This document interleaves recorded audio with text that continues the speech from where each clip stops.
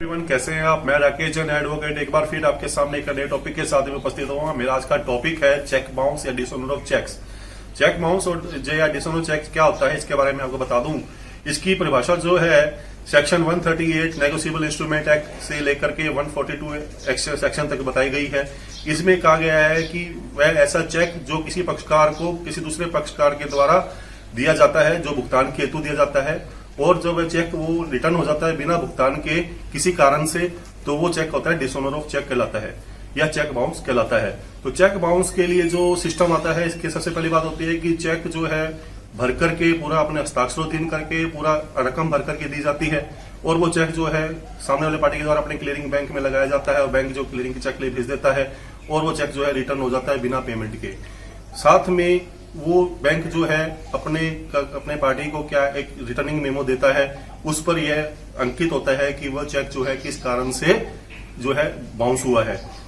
Mostly जो होता है कि इनसफिशिएंट फंड के कारण से ही चेक बाउंस होते हैं, कि पर्याप्त मात्रा में धनराशि नहीं होने के कारण से आपका चेक जो है बाउंस हो गया है या पेमेंट नहीं हो पाई है। तो अब स्थिति में वो पक्षकार क्या करेगा, जिसका चेक जो है डिसऑनर हो गया है, वो अब चेक को लेकर के और रिटर्निंग मेमो लेकर के अपने वकील के पास में जाकर के राय लेगा, और वो वकील जो है उसको 138 नेगोशिएबल इंस्ट्रूमेंट एक्ट 1881 की धारा 138 के तहत कार्रवाई करेगा।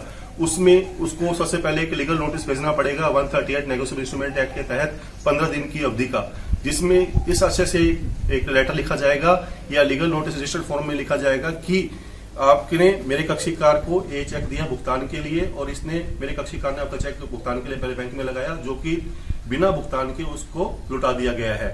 तो अब आपको 15 दिन का ये नोटिस दिया जाता है, और इस 15 दिन की अवधि के अंदर आप मेरे कक्षीकार को उसके द्वारा जो चेक जो राशि है वो भुगतान की जावे। अगर वो नहीं करता है तो उसके लिए वो क्या करता है कि वो उसको केस में लगा सकता है, और वो उसकी सारी जिम्मेवारी जो है जिसने चेक दिया है भुगतान के लिए उस पर लायबल हो जाती है। तो सबसे पहले ये है कि हमें लायबिलिटी हमें बतानी पड़ती है कि इस चेक हमें पेमेंट के लिए दिया है।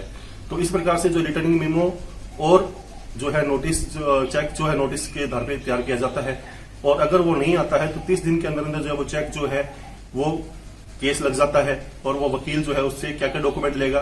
पहला वकालतनामा लेगा, दूसरा जो है चेक डिसऑनर है वो लेगा, साथ में रिटर्निंग मेमो लेगा, और साथ में जो है उसका नोटिस जो भेजा हुआ है वो लेगा, और साथ में जो एडी जो भेजी हुई जिस पर रिमार्क करके लिया है, अगर रिसीव कर लिया तो साइन होगा, अगर नहीं किया तो उसके भी रिमार्क के साथ में वो एडी उसको प्राप्त होगी।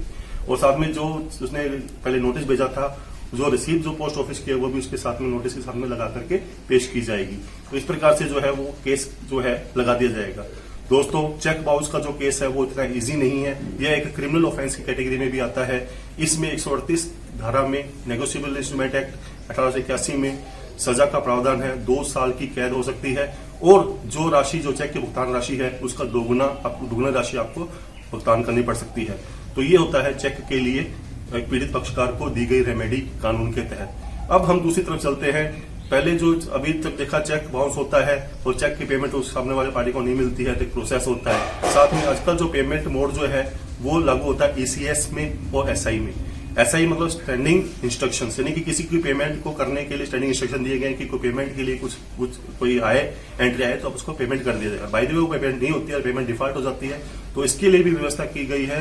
पेमेंट एंड सेटलमेंट एक्ट 2007 की धारा 25 के तहत इसमें इसकी व्यवस्था की गई है कि वो उसके विरुद्ध जो है केस लगा सकता है, और उसके विरुद्ध क्रिमिनल कार्रवाई करते हुए उसको वही सब पनिशमेंट जो चेक बाउंस के केस में होती है, वही जो पनिशमेंट है वो उसके अंदर आपको पेमेंट एंड सेटलमेंट एक्ट के अंदर भी वही प्रावधान दिए गए हैं।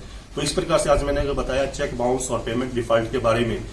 तो अगर आपको इस तरह से कोई दिक्कत आती है तो आप इस तरह से कार्रवाई करते हुए लीगल अपने ओपिनियन लेते हुए आप आपके केस कर सकते हैं, और सामने वाले को सजा दिला सकते हैं, और साथ में जो है अपने अमाउंट को भी वसूल कर सकते हैं। तो ये था मेरा आज का 138 NI एक्ट 1881 पर चेक बाउंस के केस के मामले में जानकारी।